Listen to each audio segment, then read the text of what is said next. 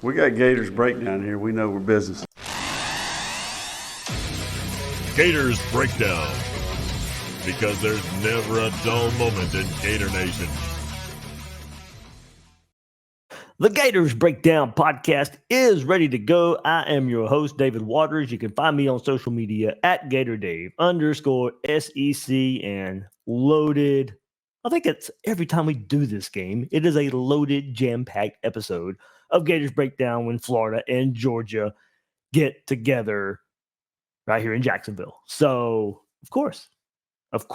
I mean, I wouldn't do it any other way. You guys know this is my game. This is my personal Super Bowl in the city I live in. So take advantage of it for sure.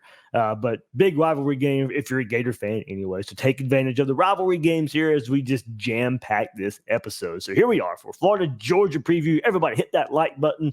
Subscribe right here on Gators Breakdown on YouTube, your favorite podcast platform. But those likes, those subscribes go a long, long way in helping us out. Join Gators Breakdown Plus 2. Link is in the description. If you want to keep the conversation going, have some good inside info all this week on Jason Marshall, Trey Wilson. And we did get the announcement, those guys, Jason Marshall missing the rest of the season, Trey Wilson missing the Georgia game for the time being. So we discussed that kind of before it started rolling out on Wednesday evening. So you get some good. Sometimes I don't bank on Gators Breakdown Plus, the Discord side of it, being a place for inside info, but it happens from time to time. So I've been discussing that for the last couple of days right there on the Gators Breakdown Plus Discord. Link is in the description to join right there. So, of course, here we go. 4-3 Gators taking on a 6-1 hated Georgia Bulldogs, ranked second in the country coming into the game. Georgia team, of course, guys, not as lauded as previous years, which kind of sounds crazy to say as they're still the second-ranked team in the country. But, they still have a chance to attain close to that to close out the year. Do have some big wins over Clemson and Texas. Lost to Alabama where they stormed back in the second half and almost pulled off a monumental comeback in Tuscaloosa. And then, of course, the middling performances against Mississippi State and Kentucky, two opponents Florida fared a bit better against. Does that mean anything? Most of the time, not. Transitive property don't work that way in college football. But I do think Florida is ready to go play a good game with Georgia. To help me preview this matchup, Graham Coffey from Dawgs Central. And then after that, my preview and prediction.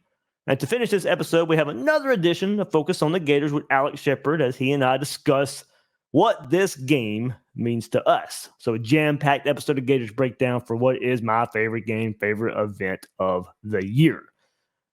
Hey, you want even more of my thoughts on Florida, Georgia? Download the Autograph app. If you're a fair weather fan, hey, look, don't listen to this. But if you're a diehard, I know you are. If you're listening to Gators Breakdown, then this is the app for you. As diehard Gator fans, you can earn big rewards by tuning into your favorite content, even this show. On the Autograph app, every minute you spend, keep up with your favorite team, earns you coins, stack them up, cash them in for everything from signed jerseys to free tickets and more.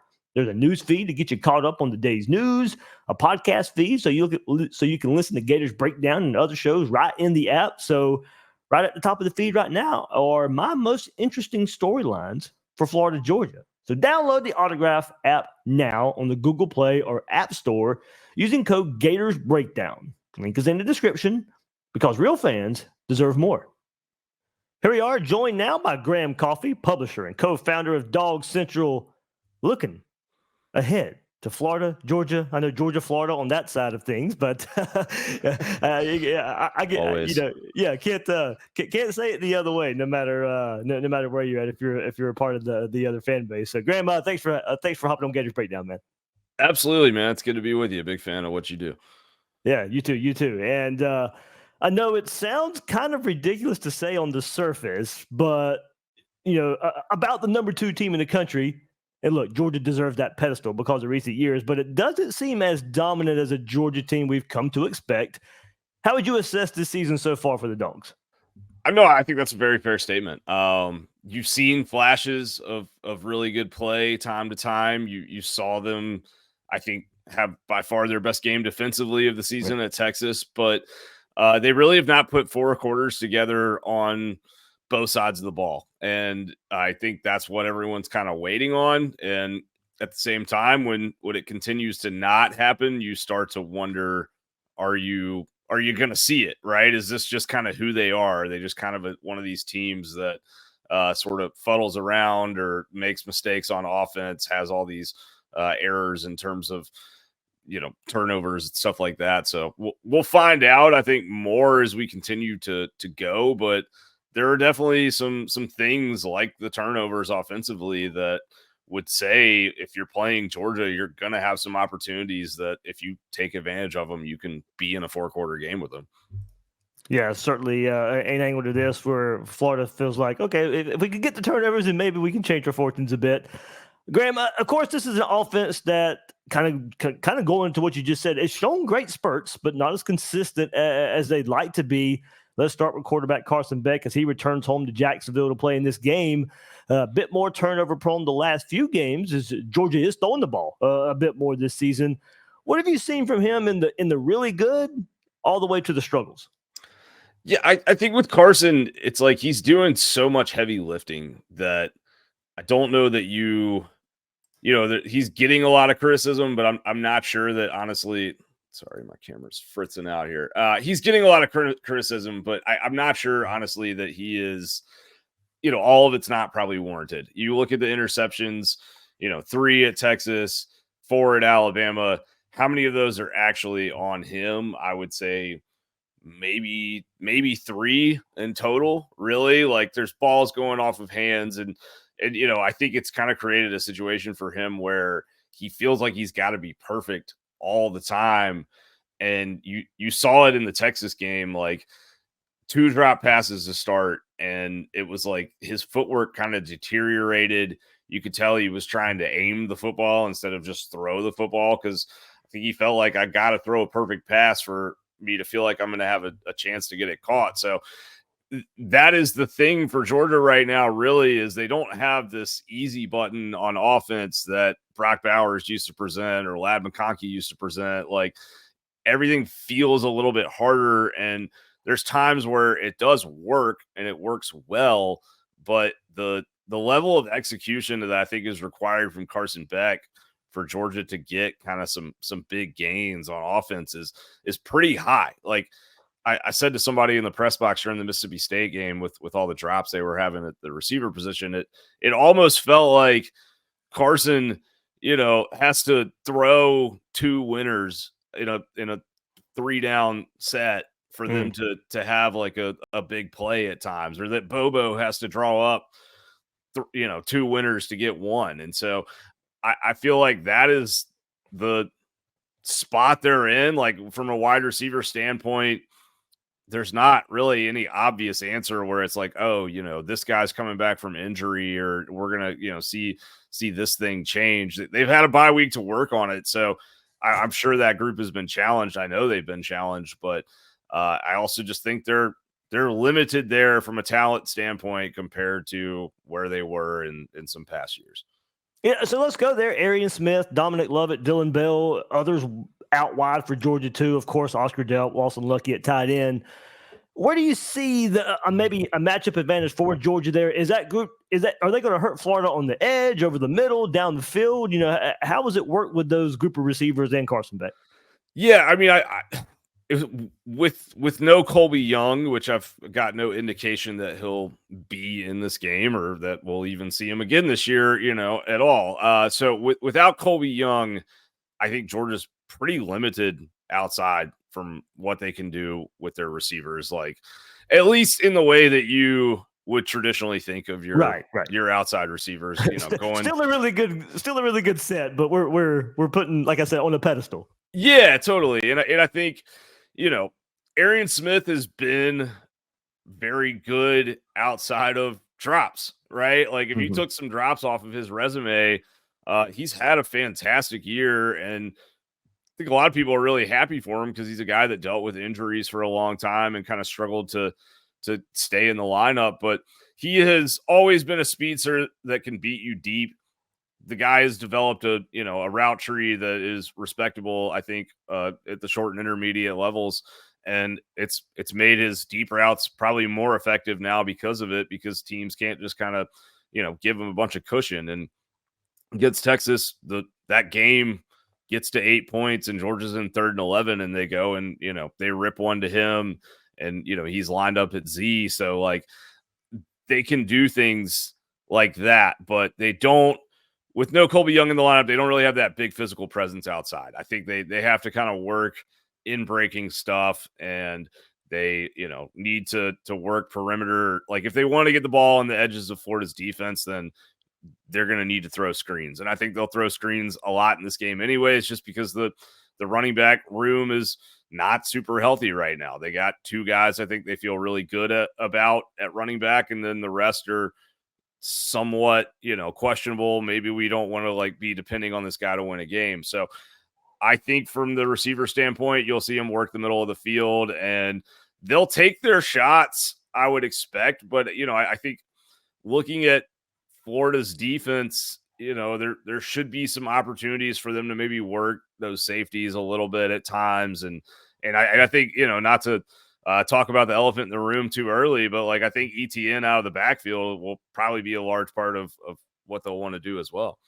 Well, Graham, there you go. That's where we're going next anyway. So, perhaps the biggest storyline for this game, this game in particular, Trevor Etienne going against his former team, coming off one of his best performances of the season as well. Is he what you guys thought you were getting? And Florida fans will kill me if I don't ask. How's his pass blocking? Yeah, no, I think he is. I definitely think, you see him, he's tougher than I thought he was in terms of like how he runs between the tackles. Oh, and, yeah. He puts that hammer down and like, it's 4th and 1 with kind of the game not on the line at Texas, but like 4th and 1 in a scenario where Georgia really, really wanted to get a touchdown and stretch their lead out to 2 scores in Austin with a crowd that had gotten back into the game. It was Etienne they went to, right? And I think like that's kind of been the case all year for Georgia. He has been the guy where when they need a play from the running game, that's where they're going. I think Georgia fans have been very pleased with him. He's been, by all accounts, a really good locker room guy and has gotten along well with his teammates in Athens. And I think just kind of, Kirby even said what we do at Georgia is really not that different from the system he came from at Florida. And so, there was, I think, kind of an ease of transition there for him. But yeah, he's got the skill set. And I think the thing that I'm kind of waiting for Georgia to really fully unlock is just some other things in the pass game with him.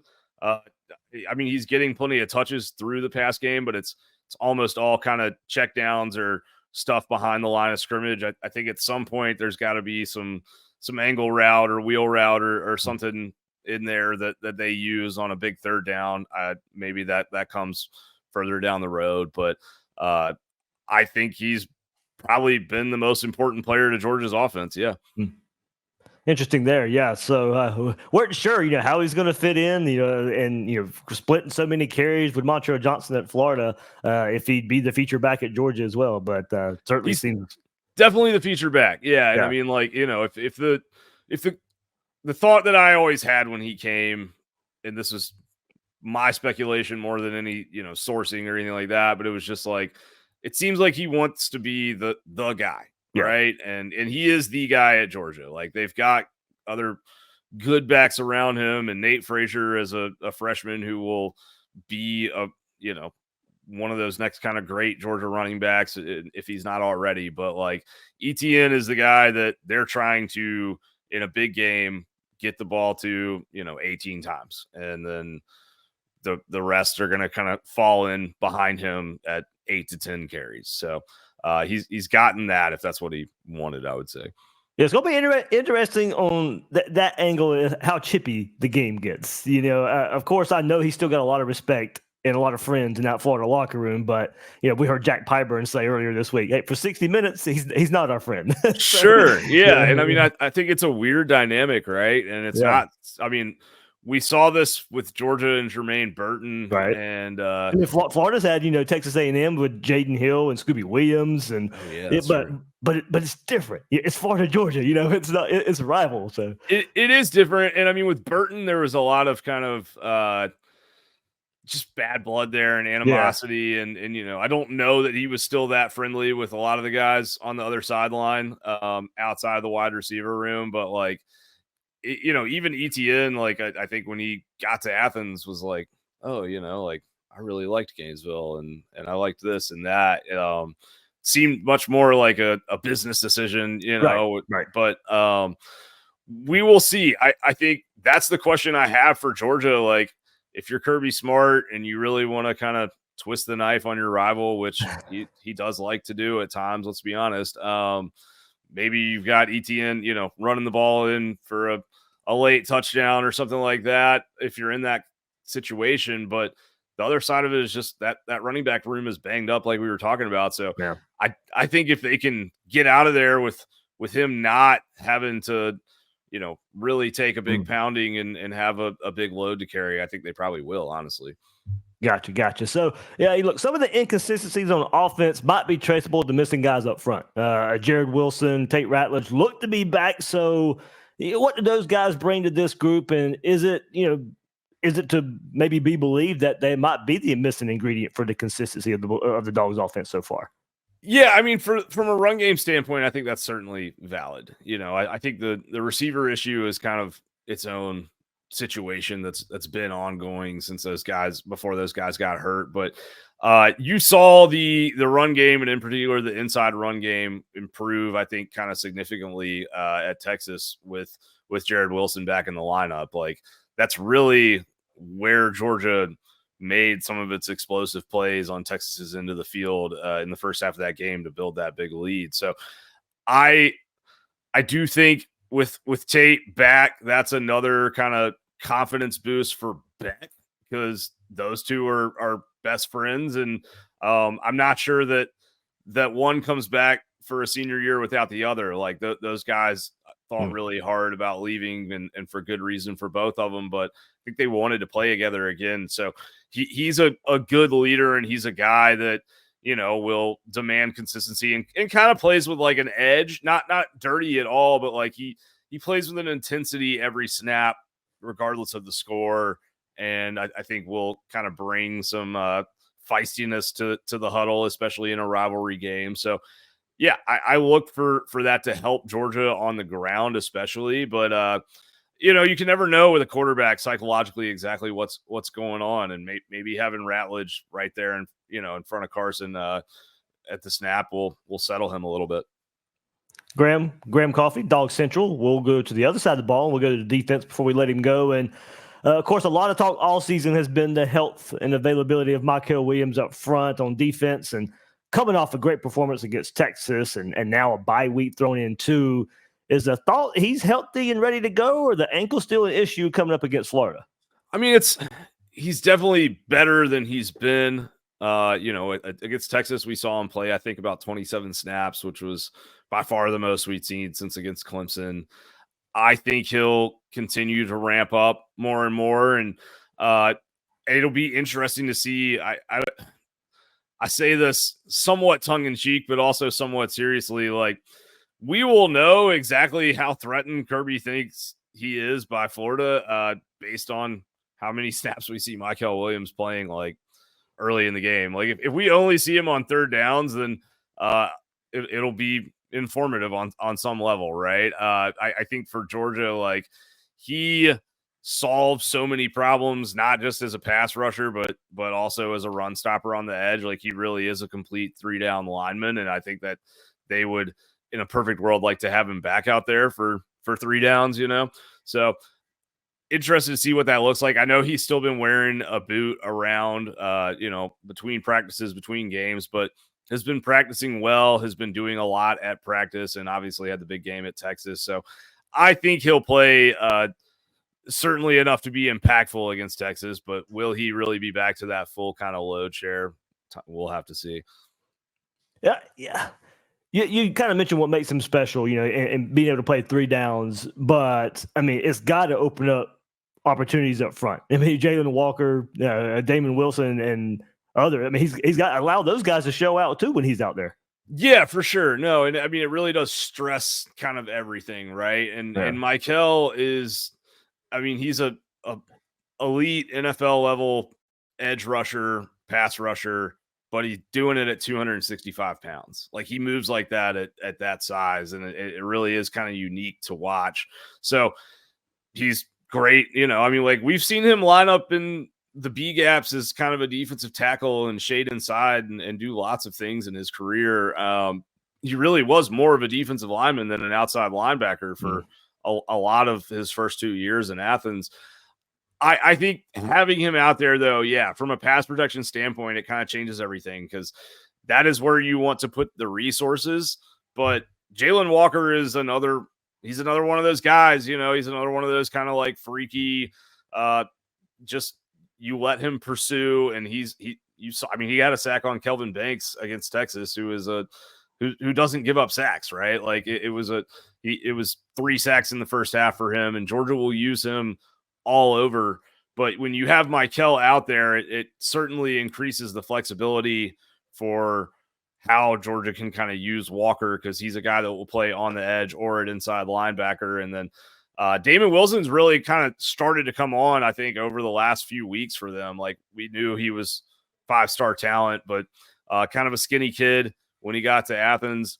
He's bulked up. He's playing at like 245-ish now, and they really, really like what he's doing off the edge. And kind of quietly, he probably has been their most consistent, like just if you look at every game they've played from Auburn to Mississippi State to Texas, he's been that consistent presence on third down off the edges that's really sort of forced balls out quickly and affected pass rushers. He's not always maybe getting sacks, but he's certainly getting pressures. And I think that's the thing for this Georgia team, that seeing all those guys out there together against Texas, you kind of felt like you were watching something that you hadn't watched since 2021. And I'm not comparing this group to 2021 because they aren't, but that ability to get pressure from kind of anywhere in the front seven does exist with this group of defensive linemen and linebackers in a way that we haven't seen in a few years. And they're all like former 5-star players, I mean, they're all kind of here and like peaking together at the same time. It's a unique thing to watch, but it kind of feels like if those guys are on and they have a good game plan on how to use them, and those guys have a good day, that they can just sort of smother and take over a game on their own before it ever really gets started. And of course, we go to the back end, the expected first half suspensions of DBs Dan Jackson and Jonel Aguero due to the targeting penalties against Texas. How would this affect the secondary, and how much would they be missed, and who has to step up in their absence? Yeah, I mean, I think they'll be missed a lot. Like Malachi Starks is the guy that everybody knows and talks about, and for good reason. He's a great player, and he's had 2 great years as a starter at Georgia, but Dan Jackson has been their most consistent safety in 2023. Like you turn on the tape and that is the truth. And he knows what he's doing. He's been in the program for a long time. He communicates well on that back end, and he tells other guys, where to be. Like he reads keys, he fills lanes, he does all the things that you want your safety to do in the SEC. Not having him back there hurts. I don't think it hurts you as much at safety because you will still have Starks and KJ Bolden, who has really, started to look like the 5-star that we all kind of thought he would be. The spot where this will hurt Georgia is at that star position, that kind of slot corner linebacker hybrid position that Aguero plays, because with Jackson in the lineup, Georgia could rotate Starks down to star really like what they've been doing lately is Aguero's played first and second down, and they've brought somebody else in on third down, depending on whether it was, tight end heavy or wide receiver heavy from the opposing offense. Now you lose a lot of those substitution options. You can't really afford to take Malachi away from the safety position because you only have 2 safeties that you really, I think, feel great about playing in the first half of a game like this. So yeah, I'm curious to see how they handle it. I expect Ja'Cory Thomas to get a lot of the reps at star. He's kind of been the backup, and he played pretty well against Texas when he came in. But this is a different animal, and Florida will have time to game plan for how to kind of pick on him. And if they can, take advantage of some things on third downs with how Georgia substitutes at that position. So it's certainly a spot to watch, because it could be kind of the pressure point that Florida puts its thumb on Saturday. Graham, last thing here, of course, and generically, I don't know what to ask about Kirby Smart anymore, just because, it's nothing's really changed. He's a darn good head coach, might be the best in the country, certainly got the trophy case to prove it. Going against DJ Lagway, DJ Lagway, true freshman, now making a second SEC start. On the surface, it seems like, okay, that's not a good matchup. Kirby Smart versus a true freshman quarterback. Sure. What have you seen from Florida so far this year? DJ Lagway at quarterback, and maybe what you're looking for from the Gators on Saturday. Yeah, I mean, I think, look, DJ's an incredible talent. I was out at Elite 11 his year in California, and he was the star in my mind, really. Georgia at the time had Dylan Raiola committed, who obviously ended up in Nebraska, and then Ryan Puglisi was out there as well. But DJ, I expected to see like the physical freak that he is, but his accuracy when he's in rhythm and just how compact his throwing motion was, like, I thought he was very, very advanced, for a lot of times you see a quarterback that's that athletic, and sometimes they haven't really figured the throwing motion out yet. And I thought, like, this guy's been really well coached, and I feel like the learning curve for him is going to be shorter than it was maybe for like an Anthony Richardson, right? Like, I feel like that's, kind of one of those who had some similar athletic gifts to Lagway in certain respects. Obviously, Richardson was a freak, but, trying to find a Florida comp, like, yeah, he's got some of those kind of same traits as a dual threat. And I think for DJ, watching the Kentucky game, trying to start going through our preview stuff, it's hard to, there's a lot, like a little bit of a boom or bust kind of component to things that is the exact opposite end of the spectrum of what you saw with Mertz for the last year and a half, right? I mean, I thought Graham Mertz was like maybe one of the most underappreciated players, not just in the SEC, but all of college football. And I thought he was really good at what he did with the tools that he had around him in 2023. And I thought that kind of continued into 2024 with the exception of that Miami game. But I do think that is interesting because, like, Lagway brings the dual threat component, and that is traditionally and historically what will stress a Kirby Smart defense more than anything is as a quarterback with some legs. So if I'm Billy and I've worked with these guys, like, I'm going to get him moving early in this game. I want him keeping zone reads. I want him, maybe we've got some design run package for short yardage, some QB power, throw everything at the wall. Cause I mean, like, this game is your season. If you win it, the conversation around Florida football changes entirely overnight. And I think for DJ, what scares you if you're Georgia is he has the ability to make any throw on the field, and he has the ability to create explosive plays. Where he is right now in his career and just sort of where Florida's like personnel is, I don't know that all this lends itself to Florida having long drives down the field, right? Like, that's not how I see this game playing out. But and that's the thing. And that's the thing about Mertz. I don't think, granted, for all the good things he did, like you said, he's not dinking and dunking his way down this Georgia defense over and over again for enough points to win the game. Yeah. Well, I mean, you saw that last year's game, right? Like, they were able to hit Eugene Wilson and do some things and, like, get to the red zone a lot, but not get to the end zone. And I think with the legs of Lagway, when you get to the red zone, it opens up another box for them that I think is valuable. And it's one that Georgia struggled with a lot against Jalen Milroe. I mean, Milroe's a little bit different type of runner than I've seen in a while. I've not seen too many dudes that are that big and tall and fast that can turn the corner as quickly as he can. But with this game on Saturday, I do think that's the question. And there's a high level of variance that exists in trying to like handicap or predict this game. Cause I could see Lagway like hitting some hero type throws or or making, some big play with his legs and that leading to points for Florida. I could also see them getting into a scenario where if you throw it on first down, or if Georgia's run defense looks like it has the last couple weeks and you can't get, 4 on 1st and 10 with Johnson and those guys, then you start getting behind the chains and you let those pass rushers kind of unleash, and you can do some exotic stuff that will be confusing to a freshman quarterback. So I don't think they're going to dink and dunk their way down the field at all. But I also think they have to have some element of keeping Georgia honest and keeping themselves ahead of the chains, and then hope for your big plays, hope your shot plays hit. Hope you got a trick play or two in there that you drew up on the bye week to take advantage of something that you've seen from Georgia. And you never know. This could certainly become a ball game, because Georgia just doesn't really give up points to teams that don't have the ability to hit those explosives. And right. I think Florida does. Now, the flip side is also that,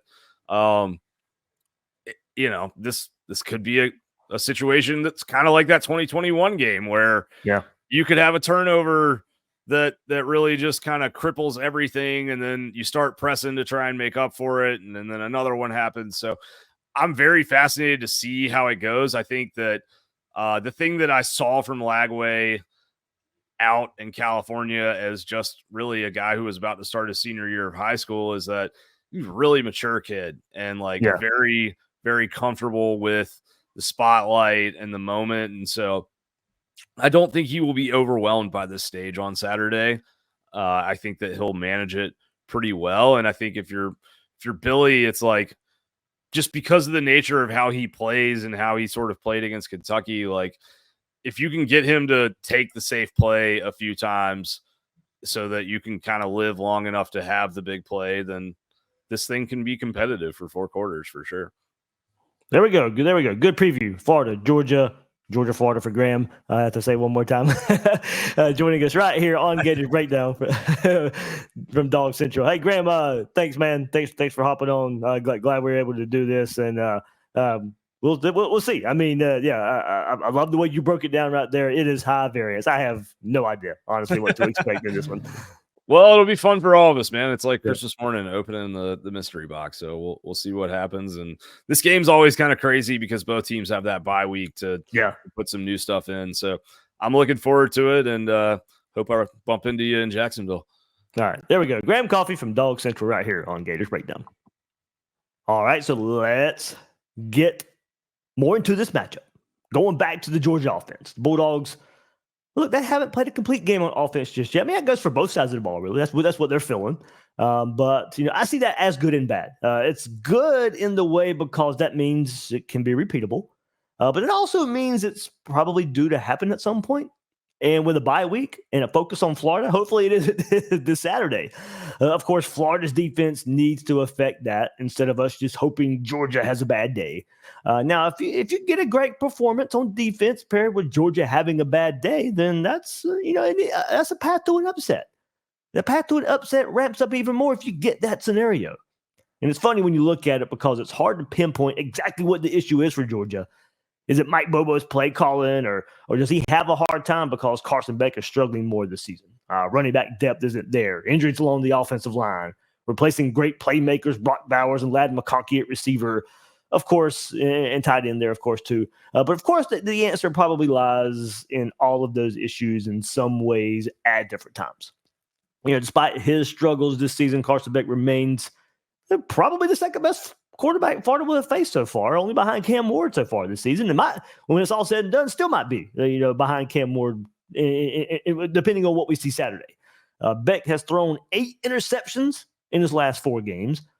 And that's a pretty stark contrast to his first 14 games as a starter last year when he only threw 6 picks. While Georgia's increased passing attempts this season, of course, and that provides a little more opportunities for errors. We know Beck is capable of better performances. He can play better. Beck's performance this season has noticeably declined away from Sanford Stadium. At home, between the hedges, he's completed 75.5% of his passes for 941 yards with 10 touchdowns and only 2 interceptions in 3 games. However, in the 4 away games or neutral site games, his completion rate drops to 59.5%, 1,052 yards, 5 touchdowns, and 6 interceptions. All 6 of those interceptions, though, occurred in the true road games at Alabama and Texas. Now, neutral site opener against Clemson was a great performance when Beck completed 70% of his passes, 278 yards, 2 touchdowns. Did get off to a slow, Georgia overall got off to a slow start in that game. But look, Beck's just been a roller coaster. So it's hard to get a read on how he'll play in this one. The key for Florida defense, continue to make the Georgia run game struggle. That's what I look at from it. You can't let them get their improvement there when you've been looking so good in that area. Let them continue to struggle there. And in turn, of course, set Georgia up in third and passing situations. That's when this offense has struggled the most. They're getting healthier up front and already protect Beck pretty well. But if they don't improve in run blocking and Florida continues to play well in the run as they have the last few weeks, you can see where Florida may have some success here. So when it's all said and done, third down conversions are going to be very, very key. A very key stat we're all going to look at in this one, maybe more so in other games. I want to see how first and second down are for Georgia and see how far they have to go to convert third downs. If it's third and short and a lot, if it's third and short a lot, then that tells me Georgia's probably having success in the run game more than they have so far, and more than we'd like to see for Florida to pull this upset. If they sit in third and medium and long, that means Florida's run defense, I think, would probably be holding up pretty well once again this season. So far this season, it's an offense that for Georgia that's really relying on Carson Beck to throw the ball, as they're only running about 36% this season. So just in general, if the rest of the season up to this point is any indication, Florida's facing a Georgia offense that's going to throw it much more and with more success than we have seen this improved Florida defense go against when playing UCF, Tennessee, Kentucky in the last few weeks. Key for Florida is to keep what we have seen this year true. Do not let Georgia and their ground game have their best performance of the season and see if Carson Beck is ready to play a good game. We've seen good, all in the same game, we've seen good Beck, bad Beck. The Alabama game, rough first half, on fire the second half. That's the game that we all watch. And that's just a perfect example of Carson Beck this year. They're throwing the ball as screen passes 20% of the time, which is pretty high. And I see that as, twofold. Protecting Beck and maybe also trying to help out this struggling run game. So Florida, you just got to stop the short yardage plays in the run game and the short passes. Don't let them have the cheap yards. Get this offense in third and long. Bring some pressure in the passing situations as Beck struggled there, and take your chances. But that is an interesting angle, though, because Florida's a defense that doesn't blitz a lot. So it would have to be something we haven't seen a whole lot of this year. And you go back earlier this season when Florida was blitzing, it wasn't really all that effective. So you're going to have to pick your places to do so, because that's where Beck has struggled. But we've also seen Florida struggle in doing that earlier this year in affecting the quarterback. So there's going to have to be some kind of blitz package Armstrong and Roberts come up with. It would certainly be great if Florida can pressure without it.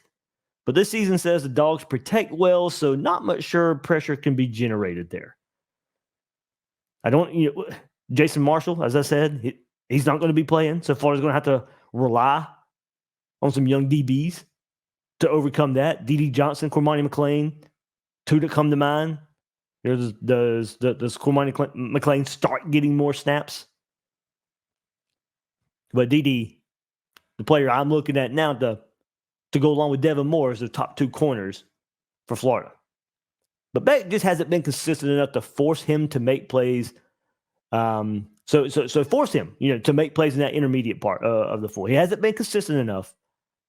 So if Florida can force him to make those throws in the intermediate range, don't give him you're going to give him the short stuff. Florida's going to have to come up, tackle the check downs to Trevor Etienne, tackle those screen plays to the wide receivers. Don't let the ball go over your head, and force Beck to be consistent in the intermediate part of the field. That's where he struggled. Now let's go to the other side. Florida's offense against Georgia's defense. And this is usually the side that just doesn't go too well for Florida. Teams have had success throwing on Georgia this season, and with some guys likely not playing in the first half of this one in Georgia's secondary, there's a chance for DJ Lagway to take advantage early on. Now, of course, Kirby Smart, best defensive mind out there. They are getting Michael Williams involved a lot more as he's getting healthier. He's a difference maker. You heard us talk about that. They have a bye week to prep for Billy Napier's offense and DJ Lagway. It's hard to really know Lagway's effectiveness as a true freshman going against a Kirby Smart defense. I mean, history tells us it's not a good spot for a freshman quarterback. Lagway is special in many ways, but is he ready for this? It doesn't mean he's not eventually going to be the quarterback we think he can be, but this is a lot to ask. Is he ready for this? Can he be special on Saturday? Of course, one big factor in all of this is Florida's offensive line, and if they can hold up, not so great against Miami and Texas A&M earlier this season, and they're good defensive fronts, but have rebounded, has played better against the likes of Tennessee and Kentucky fronts that are pretty good in their own right. The Bulldogs, like their pass defenses, generate a lot of pressure, but not really a lot of sacks for the amount of pressure they generate. Georgia with 18 sacks so far this season, which is only one more than Florida, so it's pretty easy to see where they're at in that regard. We'd all know we like seeing we're watching Florida when we'd like to see more sacks in Florida's own defense. Well, Georgia's only got one more than Florida. And we've seen kind of the same scenario with Florida going back to the last game against Kentucky. They pressured Vandegrift a good bit. He got away from it, but it did affect how he played against his Florida defense. And so going back to Florida's offense, Georgia has been attacked down the field through the air this season. So if Lagway has time, watch out there. But he's going to be under pressure a bit. So I think, how does he handle that pressure? He's done pretty well in that regard this year. He's going to have to continue to show great poise under pressure as he has this season. And it's hard to know how this will come into play, but we know it's a part of this game. Look out for Lagway to create his own time as well. His legs will be interesting to watch in design runs and in the freelance mode. It's a dangerous situation for Florida, but this is a empty the kitchen sink type of game. Throw the kitchen sink at Georgia. Empty the cupboard. I merged two different little sayings there, didn't I? Empty the cupboard. Throw the kitchen sink at Georgia. That's just that type of game. Lagway isn't Jalen Milroe type of runner, but he can still make you play mightily with his legs. I just want to see how many design runs are drawn up and if Florida can, hang in long enough to continue to run the ball with Lagway and the running backs. That's been an issue for Billy Napier and this Florida offense where they get down big early in the game, that the game plan for running the ball mostly goes out the window. I don't think there'll be a lot of success on the ground, but if Florida's defense can keep it close, I can see Florida sticking with the ground game enough to keep the offense balanced. Now, Florida, on the other hand, can open it up, for a change. Open it up big early on with some downfield shots, and that changes the narrative a bit. And maybe that's what it will take for Florida to have the upset, to have more success in running the ball against the Kirby Smart defense. Florida getting off to a good start on both sides of the ball. A lot of that being maybe those early downfield shots and opening up the run game even more. All in all, I don't think Florida can be all boom or bust in this game versus Georgia unless Florida's defense plays out of their minds. I do think there is a place for Florida running the ball, and it's going to have to set up third manageable so Georgia just can't take advantage and tee off on Lagway. Yeah, I can likely see where it's going to take at least, 2 sustained drives to have an overall successful day on offense. If it's just relying on boom or bust material, I can only see a couple of those that end up in touchdowns for Florida. And if that's all they get, then I don't know if it'd be enough. So I think it's going to be a combination. You're going to have your boom or bust drives, but you're also going to have the need, I think, for sustained drives as well. So if you could get 2 explosive drives, and there's 14 points. And you can get 2 sustained drives that end up in touchdowns as well. There's 28 points, and I think it's going to probably take around that to win this game. I'm not going to be surprised if Florida still has 2 explosive touchdowns. Can they add to that? I don't see a scenario like Kentucky where it's just explosive drive, and that's how you score a lot of your points. I just don't see that happening versus the Georgia defense. One area that I'm not sure is repeatable, but would like and would love to see is breaking tackles. I go back to that Alabama game. Georgia's likely going to play lag away, so he doesn't kill them with deep passes over the top over and over. So by keeping everything in front of them, there may be plenty of chances for catch and run opportunities. So if you go back to that game against Alabama, I hardly ever remember seeing a Georgia defense miss so many tackles. So while a receiver like Elijah Badger leads the country right now in yards per reception by catching the balls down the field, he also has that reputation of being a very physical and tough to tackle with the ball in his hands. So if Florida has to settle or can live in that intermediate range, look for broken tackles to make the play even bigger. And to extend that, if Georgia's going to try and take that deep ball away, Florida may have to rely on those shorter throws that we're talking about. And look for the tight end use. Hayden Hansen and his break tackle ability as well might be another player to watch for in this scenario.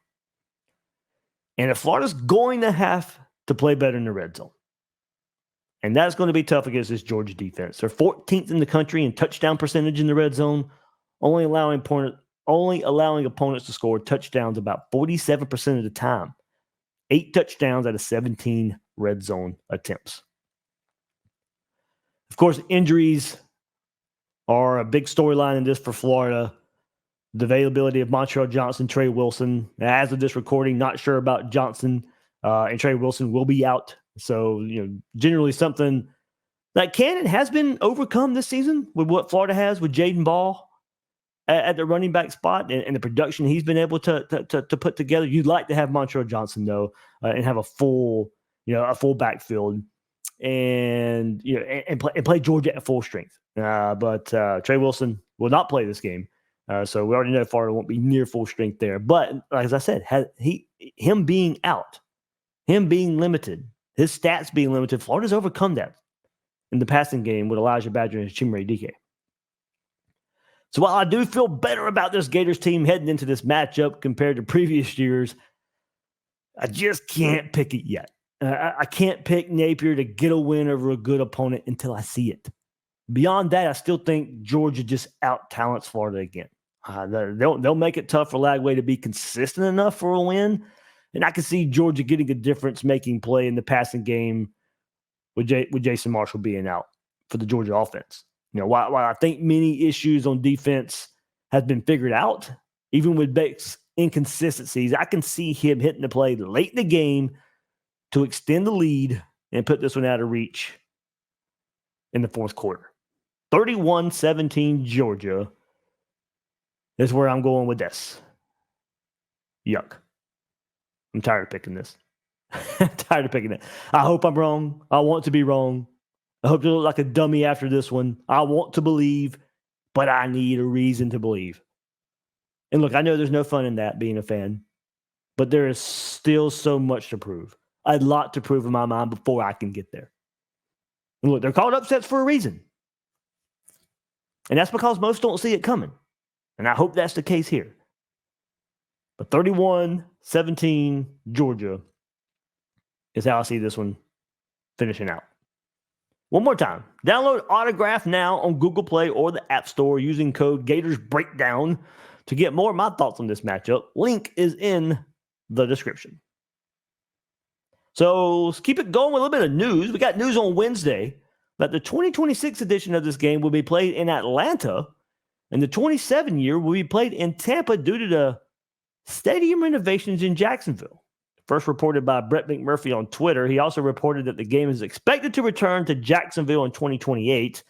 And I've been able to confirm that with other sources as well here in Jacksonville. So, look, I know many wanted that 26 and 27 to become home and home. I leaned that way as well, but had heard cities were throwing themselves at Florida and Georgia to host this game during those 2 years. The almighty dollar wins out here.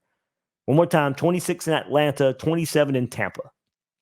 So going to be a different cocktail party. It's going to be interesting to see how those cities handle that. There's not a lot of parking, like there is. I mean, Jacksonville's getting less and less as well, but definitely different in downtown Atlanta, and certainly not the same in Tampa either. So it's definitely going to be a different feel to this from those two. I mean, it'd be cool to see it at Mercedes-Benz Stadium. I've been there. I love it when Florida played in the Peach Bowl in 2018. It's a great experience. But I do lean this one should have been home and home. I think it would have been pretty neat to see, like the 90s when the Gator Bowl was getting renovated, when the Jags were coming to Jacksonville, and this would have been another opportunity to see that. So, once again, the almighty dollar wins out. So here's what Florida head coach Billy Napier had to say on the matter on this week's SEC teleconference. And then not long ago, the report came out that Florida-Georgia game leaving Jacksonville for a couple years to Atlanta and Tampa. Do you have any thoughts on that? Yeah, no, we're excited about the opportunity to play in both Atlanta and Tampa, both great venues. Both will be well-ran operations. I think we all understand the revenue that this game generates for both athletic departments. So, I think it's it'll be unique, and certainly we're excited about that opportunity. Next, we have Griffin McVeigh of On 3. Hey, Billy. Going back to the games being played in Atlanta and Tampa Bay, were there any conversations about doing a true home and home in Gainesville and Athens? And if so, why did that not work out? Well, I think we've been asked this question. This is about the 50th time I've been asked this question. Look, Kirby and I probably both agree that it'd be awesome to play a home and home, but we also know that there's a tremendous amount of revenue created by having this game in a neutral site, right? So money makes the world go around, and certainly the amount of revenue, there's a significant difference in the revenue that's generated, right? So we play in Jacksonville. There is a historical context to that, but there's also a revenue component as well. And I think the neutral site will present those same revenue opportunities, and that's ultimately why the decision was made. Alex, this one means a little bit more to us right here in our backyard. Oh man, this is the one that everyone talks about every year. Is just like the creme de la creme in terms of rivalry games. It's either a really great day or it's an absolutely awful day walking back to your car, hearing a bunch of weirdos barking at you. Yeah, hopefully none of that this year. Will and I talked about that too. We got the Gator chop is cool and all that. We got to find some other way to, they get loud with that stupid dog bark crap. Mm-hmm. I was raised around it.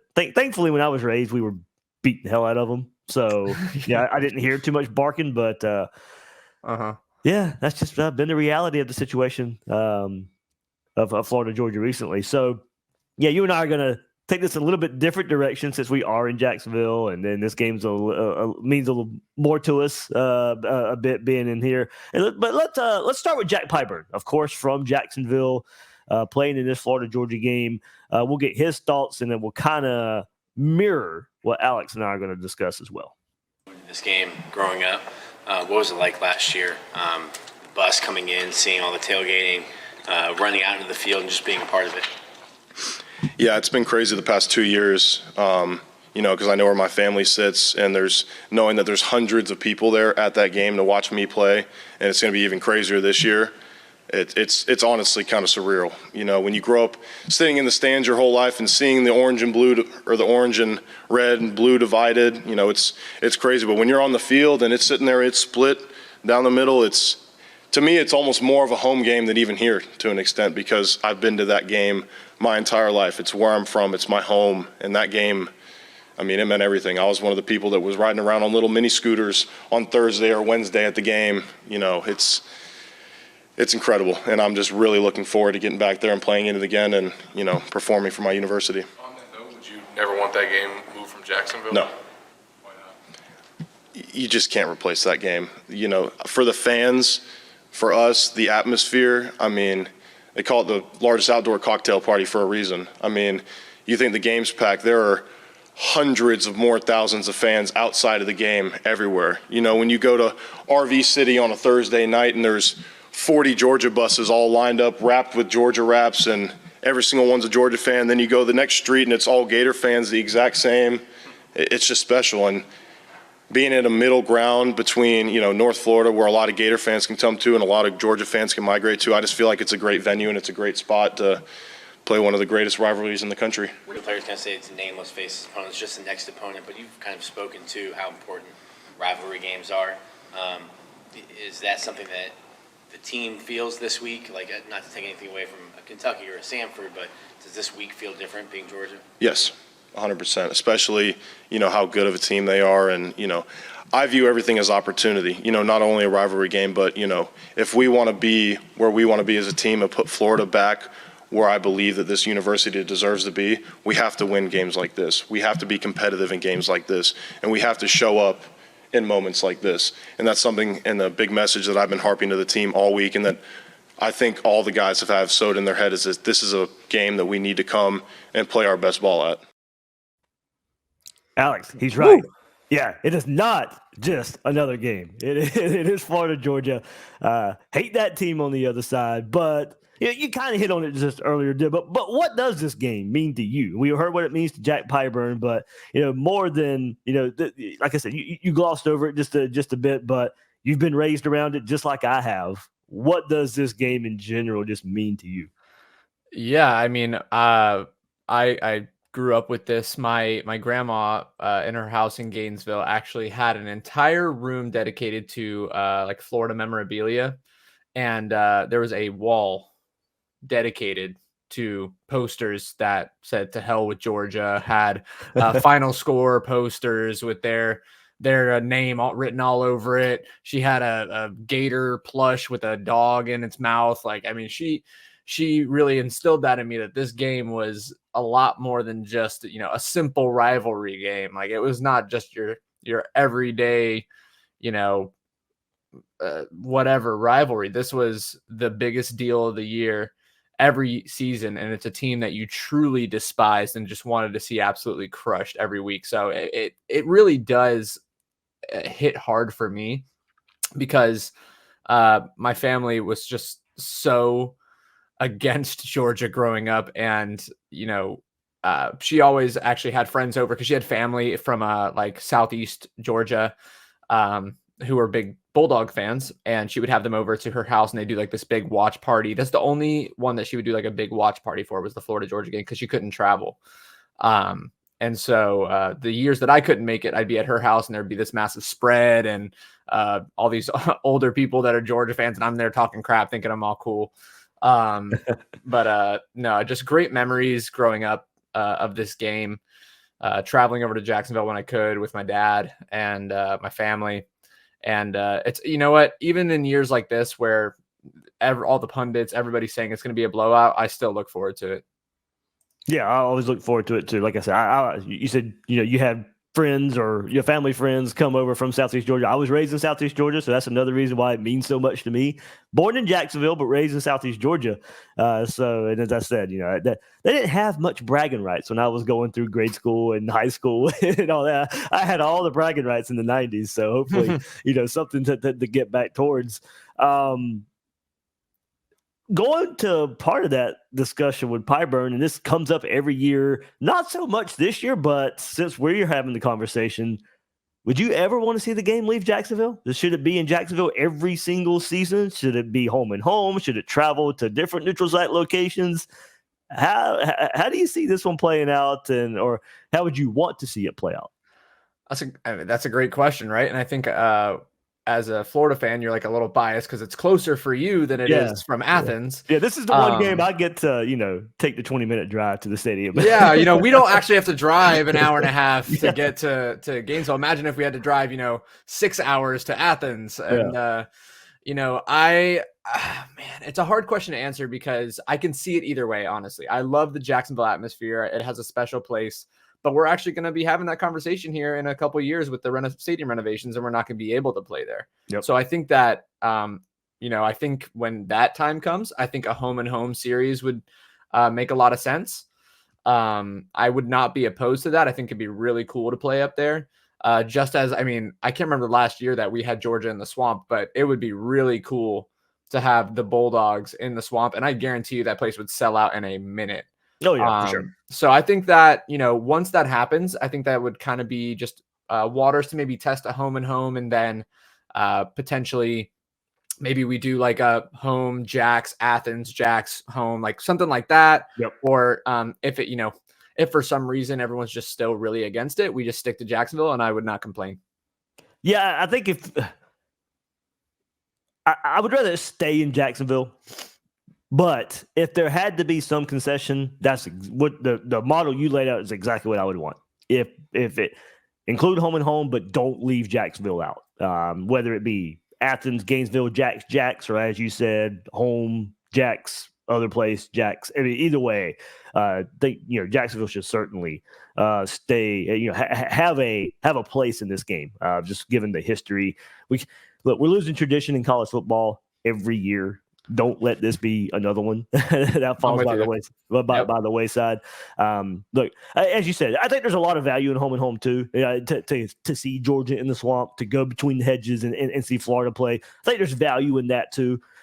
So every great once in a while, sure. If there has to be some concession, but Jacksonville should always have a place in this game. It's going to be interesting with the stadium renovation in Jacksonville, as you said. There's talk of a rotating neutral site game for those 2 years instead of home and home. It could be Orlando one year and Atlanta the next year, or Tampa one year and Atlanta the next year. It is 26 and 27 are going to be pretty interesting to see what happens with this game.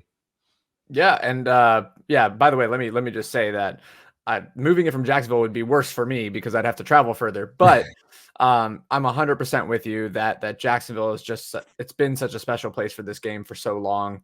And I'm 100% on board with leaving it in Jacksonville by itself. And, regardless of where it goes, I will be there. Yeah, I think that you'll see us travel. This game could be played in Washington, and I'd probably find my way there. Not that I want it to be, but I would probably find my way there. Yeah, Alex, kind of the narrative too, man. You heard Pyburn say it too, and Will and I were talking about it on an earlier episode of Gators Breakdown. Is look, it's just I know Florida's the underdogs, and I know Georgia has got this program rolling, but find some way. It's time to get a win here. Upsets happen all the time. This needs to be one of them.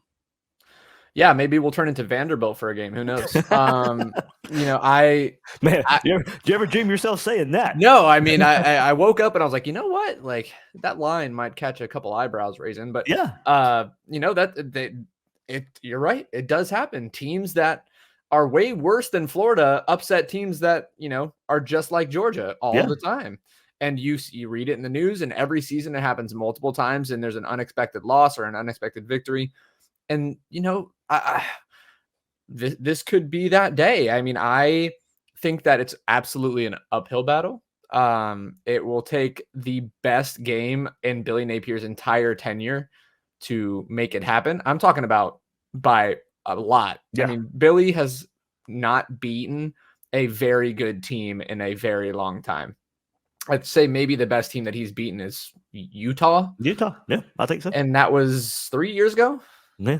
So game one first season. So if he wants, right now in my eyes, his chances of being retained are very slim, very slim. If he wants any shot at continuing to be the coach, he needs to win. I hate to say that because it's like David versus Goliath, but yeah, you're right. We need to win some games. We need to stir the pot a little bit and show some passion.